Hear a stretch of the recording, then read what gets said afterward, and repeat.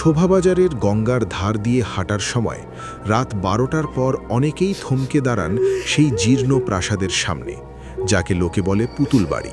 শোনা যায় ব্রিটিশ আমলে এখানে বাবুদের হাতে অনেক মহিলার ওপর নির্মম অত্যাচার হয়েছিল। আজও সেই অতৃপ্ত আত্মাদের কান্নার আওয়াজ অন্ধকার অলিন্দে প্রতিধ্বনিত হয়।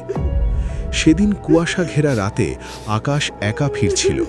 হঠাৎ বাড়ির কার্নিশে থাকা পাথরের পুতুলগুলোর দিকে তাকাতেই তার রক্ত হিম হয়ে গেল। মনে হলো একটি পুতুল যেন ঘাড় ঘুরিয়ে সরাসরি তার দিকে তাকিয়ে পৈশাচিক হাসছে। ঠিক তখনই ওপরতলা থেকে ভেসে এলো এক জোড়া নূপুরের ঝমঝম শব্দ আর এক নারী মূর্তির অস্ফুট আর্তনাদ। আকাশ পালানোর চেষ্টা করতেই অনুভব করল কেউ একজন তার কাঁধে বরফ শীতল হাত রেখেছে। পিছনে ফিরে দেখল কেউ নেই, শুধু দেওয়াল জুড়ে দুলছে একটি দীর্ঘ ছায়া। সেই রাতে কোনোভাবে আকাশ ওখান থেকে পালিয়ে নিজের বাড়িতে ফেরে। তারপর থেকে কোনোদিন রাতের বেলায় আকাশ আর ওই রাস্তায় যায় না।